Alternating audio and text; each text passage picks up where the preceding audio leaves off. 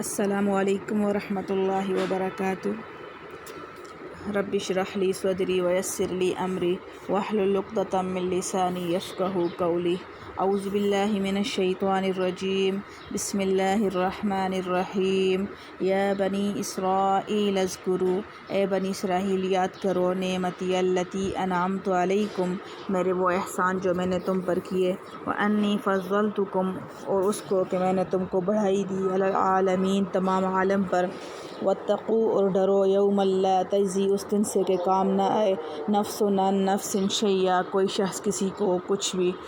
کسی کے کچھ بھی، ولا یقبل منہا شفاعۃ، اور قبول نہ ہو اس کی طرف سے سفارش، ولا یؤخذ منہا عدل، اور نہ لیا جائے اس کی طرف سے بدلہ، ولا هم ینصرون، اور نہ ان کو مدد پہنچے۔ خلاصہ تفسیر۔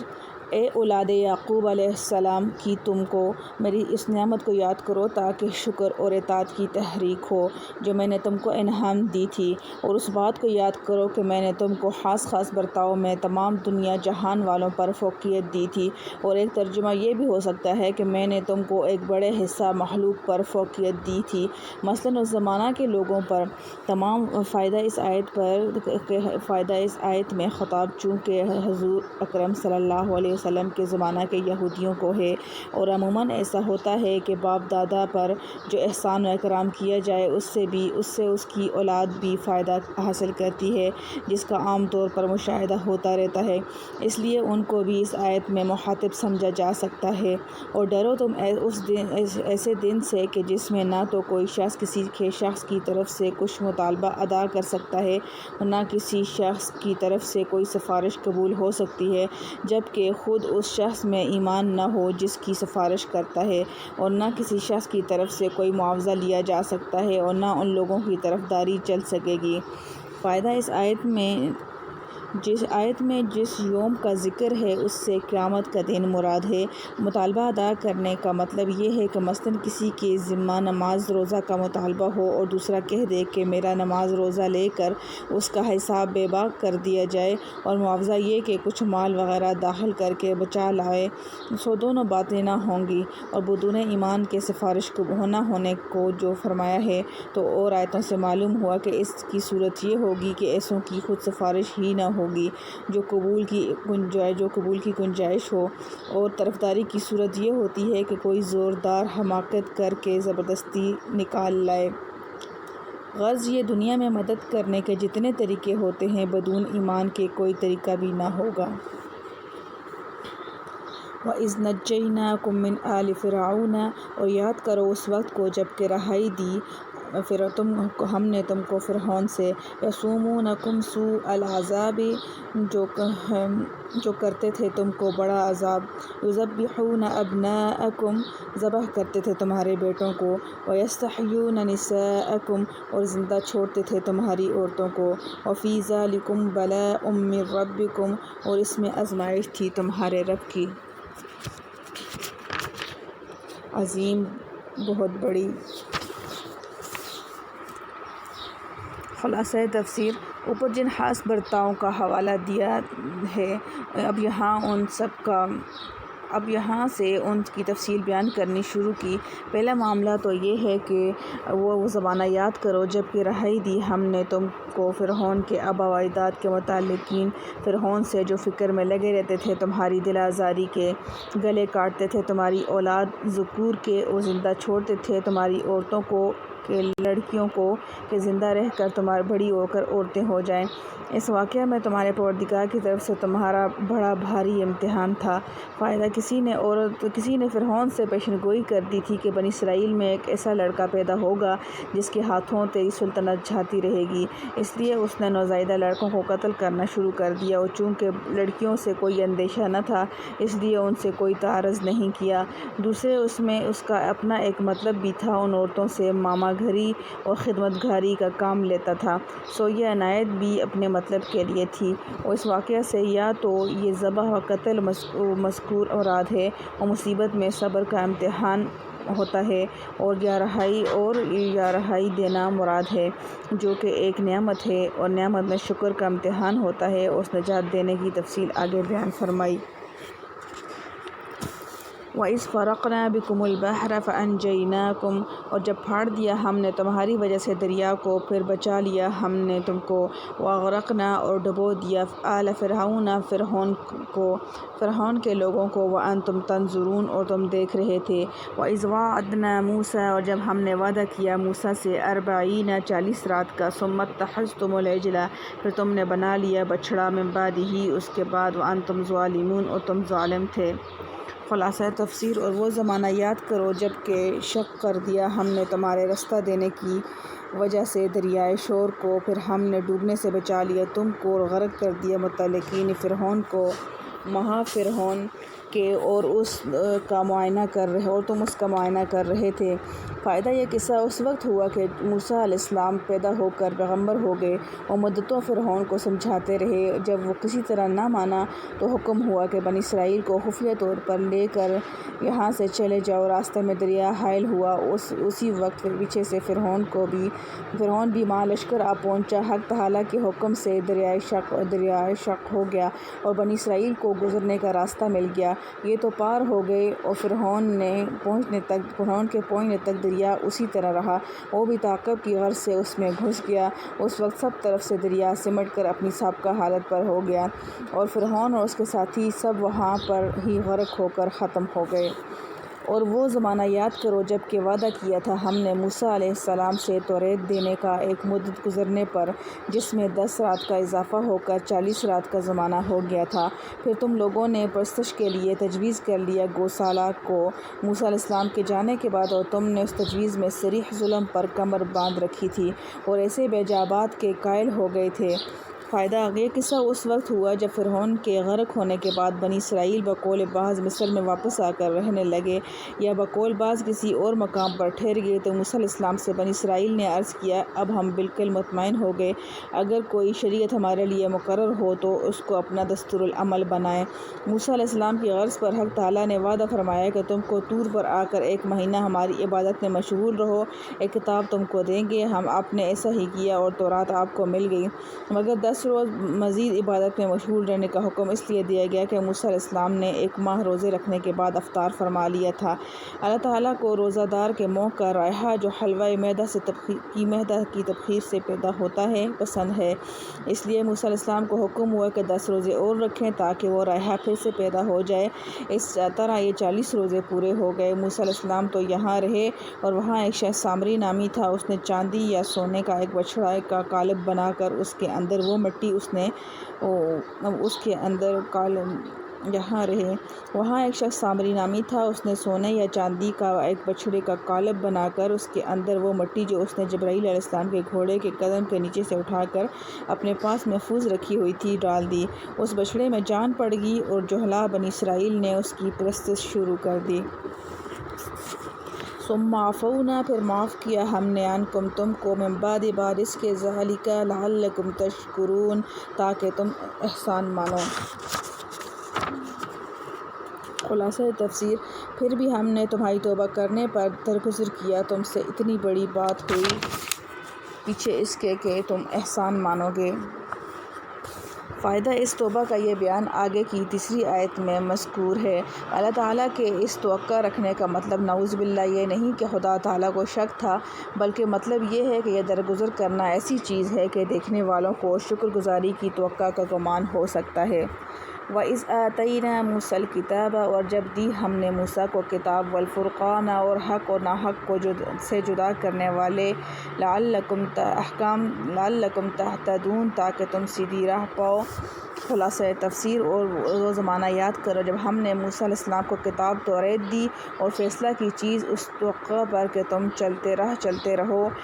فیصلہ کی چیز یا تو ان احکام شرعیہ کو کہا جو توریت میں لکھے ہیں، کیونکہ شرح سے تمام تر اعتقادی اور عملی اختلافات کا فائدہ ہو جاتا ہے، یا معجزوں کو کہا کہ ان سے سچے اور جھوٹے دعوے کا فیصلہ ہوتا ہے، یا خود توریت سے ہی کو کہہ دیا کہ اس میں کتاب ہونے کی صفت بھی ہے اور فیصل ہونے کی بھی صفت ہے۔ وَإِذْ قَالَ مُوسَىٰ لِقَوْمِهِ اور جب کہا موسیٰ نے واسطے اپنی قوم کے، یا قوم اے قوم، انکم ظلمتم تم نے نقصان کیا، انفسکم اپنا، باتخاذکم العجل یہ بچڑا بنا کر، فتوبوا الی بارئکم، اب توبہ کرو اپنے پیدا کرنے والے کی طرف، فاقتلوا اور مارو انفسکم اپنی اپنی جان، ذالکم خیر لکم عند بارئکم، یہ بہتر ہے تمہارے لیے تمہارے خالق کے نزدیک، فتاب علیکم، پھر متوجہ ہوا تم پر، انہ هو التواب الرحیم، بے شک وہی معاف کرنے والا ہے نہایت مہربان۔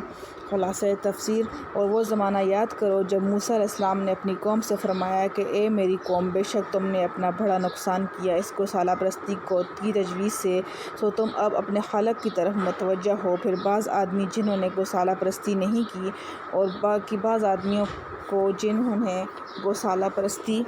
کی قتل کرو، یہ عمل درآمد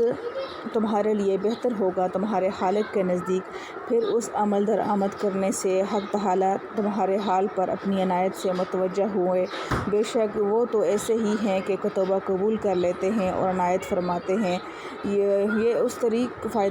طریق کا بیان ہے جو ان کی توبہ کے لیے تجویز ہوا، یعنی مجرم لوگ قتل کیے جائیں، جیسا ہماری شریعت میں بھی بعض گناہوں کی سزا باوجود توبہ کے بھی قتل و جان ستانی مقرر ہے۔ مثلاً قتل عمد کے عوض قتل اور ثبوت زنا بشہادت پر رجم کے توبہ سے یہ سزا ساقط نہیں ہوتی، چنانچہ ان لوگوں نے اس پر عمل کیا جس کی وجہ سے آخرت میں مورد رحمت و عنایت ہو گئے۔ وَإِذْ قُلْتُمْ يَا مُوسَىٰ لَن نُّؤْمِنَ لَكَ، اور جب تم نے کہا اے موسیٰ ہم ہرگز یقین نہ کریں گے، حَتَّىٰ نَرَى اللَّهَ جَهْرَةً، جب تک نہ دیکھ لیں اللہ کو سامنے، وَأَخَذَتْكُمُ الصَّاعِقَةُ، تو پھر آ لیا تم کو بجلی نے، وَأَنتُمْ تَنظُرُونَ، اور تم دیکھ رہے تھے۔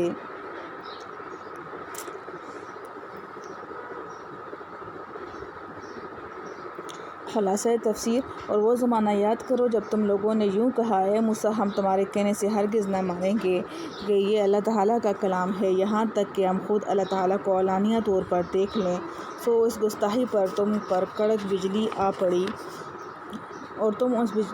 اس بجلی کا آنا آنکھوں سے دیکھ رہے تھے۔ فائدہ اس قصہ کا اس طرح ہوا تھا کہ جب موسیٰ علیہ السلام کو کوئی طور سے توریت لا کر پیش کی کہ یہ اللہ تعالیٰ کی کتاب ہے، اور بعض گستاخ لوگوں نے کہا کہ اللہ تعالیٰ خود ہم سے کہہ دے کہ یہ ہماری کتاب ہے تو بے شک ہم کو یقین آ جائے گا۔ موسیٰ علیہ السلام نے بإذن الہی فرمایا کہ کوئی طور پر چلو، یہ بات بھی ہو جائے گی۔ بنی اسرائیل نے اس کام کے لیے 70 آدمی منتخب کر کے موسیٰ علیہ السلام کے ساتھ کوہ طور پر روانہ کیے۔ وہاں پہنچنے پر اللہ تعالیٰ کا کلام ان لوگوں نے خود سنا تو اس وقت اور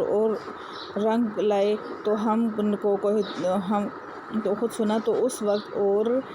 لائے کہ ہم تو کلام سننے سے قناعت نہیں ہوتی، خدا جانے کون بول رہا ہوگا، تو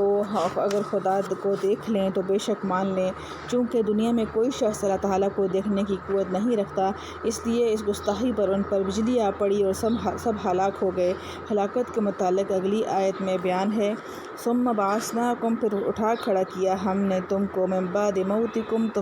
جب تم مر گئے پیچھے، لعلکم تشکرون، تاکہ تم احسان مانو۔ خلاصہ تفسیر، پھر ہم نے موسیٰ علیہ السلام کی دعا سے تم کو زندہ کر اٹھایا تمہارے مر جانے کے بعد اس توقع پر کہ تم احسان مانو گے۔ فائدہ موت کے لفظ سے ظاہراً معلوم ہوتا ہے کہ یہ لوگ اس بجلی سے مر گئے تھے۔ اس کے دوبارہ زندہ کیے جانے کا قصہ یہ ہوا کہ موسیٰ علیہ السلام نے اللہ تعالیٰ سے عرض کیا کہ بنی اسرائیل یوں ہی بدگمان رہتے ہیں، اب وہ یہ سمجھیں گے کہ میں نے ان کو کہیں لے جا کر کسی تدبیر سے ان کا کام تمام کرا دیا ہوگا، مجھ کو اس تہمت سے محفوظ رکھیے۔ اللہ تعالیٰ نے اپنی رحمت سے پھر ان کو زندہ کر دیا۔ وَظَلَمْنَا عَلَيْكُمُ الْغَمَامَ، اور سایہ کیا ہم نے تم پر ابر کا، وَأَنزَلْنَا، اور ہم نے اتارا، عَلَيْكُمُ الْمَنَّ وَالسَّلْوَىٰ، تم پر من اور سلوہ، کُلُوا کھاؤ، مِن طَیِّبَاتِ مَا رَزَقْنَاکُم، پاکیزہ چیزیں جو ہم نے تم کو دیں، وَمَا ظَلَمُونَا، اور ہم نے ظلم نہیں کیا اور انہوں نے ہمارا کچھ نقصان نہیں کیا، وَلَٰكِنْ أَنفُسَهُمْ يَظْلِمُونَ، بلکہ اپنا ہی نقصان کرتے رہے۔ خلاصہ تفسیر، اور سایہ فگن کیا ہم نے تم پر ابر کو میدان تی میں اور خزانہ غیب سے پہنچایا، ہم نے تمہارے پاس ترنجین اور بٹیر اور تم کو اجازت دی کہ کھاؤ نفیس چیزوں سے جو کہ ہم نے تم کو دی ہیں، مگر وہ لوگ اس میں بھی خلاف بات کر بیٹھے اور اس سے انہوں نے ہمارا کوئی نقصان نہیں کیا لیکن اپنا ہی نقصان کرتے تھے۔ فائدہ دونوں قصے وادی تی میں واقع ہوئے۔ وادی تی کی حقیقت یہ ہے کہ بنی اسرائیل کا اصلی وطن ملک شام ہے۔ حضرت یوسف علیہ السلام کے وقت میں مصر آئے تھے، وہ یہاں ہی رہ پڑے اور ملک شام میں عمالقہ نامی قوم کا تسلط ہو گیا۔ فرعون جب غرق ہو گیا تو یہ لوگ مطمئن ہو گئے تو اللہ تعالیٰ نے ان کو حکم ہوا کہ عمالقہ سے جہاد کرو اور اپنی اصلی جگہ ان کے قبضہ سے چھڑا لو۔ بنی اسرائیل اس ارادہ پر مصر سے چلے اور ان کی حدود میں پہنچ کر جب عمالقہ کے زور و قوت کا حال معلوم ہوا تو ہمت ہار بیٹھے اور جہاد سے صاف انکار کر دیا۔ اللہ تعالیٰ نے ان کو اس انکار کی یہ سزا دی کہ 40 برس تک اس ایک میدان میں سرگرداں اور پریشان پھرتے رہے، گھر پہنچنا بھی نصیب نہ ہوا۔ یہ میدان کچھ بہت بڑا رقبہ نہ تھا بلکہ مصر اور شام کے درمیان 5-6 کوس یعنی تقریباً 10 میل کا رقبہ تھا۔ روایت یہ ہے کہ یہ لوگ اپنے وطن مصر جانے کے لیے دن بھر سفر کرتے اور رات کو کسی منزل پر اترتے، صبح کو دیکھتے جہاں سے چلے تھے وہیں ہیں۔ اسی طرح 40 سال سرگرداں اور پریشان اس میدان میں پھرتے رہے، اسی لیے اس میدان کو وادی تی کہا جاتا ہے۔ تی کے معنی ہیں سرگردانی اور پریشانی کے۔ یہ وادی تی ایک کھلا میدان تھا، نہ اس میں کوئی عمارت تھی، نہ درخت جس کے نیچے دھوپ اور سردی اور گرمی سے بچا جا سکے، اور نہ یہاں کوئی کھانے پینے کا سامان تھا، نہ پہننے کے لیے لباس۔ مگر اللہ تعالیٰ نے معجزہ کے طور پر حضرت موسیٰ علیہ السلام کی دعا سے اس میدان میں ان کی تمام ضروریات کا انتظام فرما دیا۔ بنی اسرائیل نے دھوپ کی شکایت کی تو اللہ تعالیٰ نے ایک سفید رقیق ابر کا سایہ کر دیا، اور بھوک کا تقاضا ہوا تو من اور سلوہ نازل فرما دیا، یعنی درختوں پر ترنجبین اور ایک شیریں چیز ہی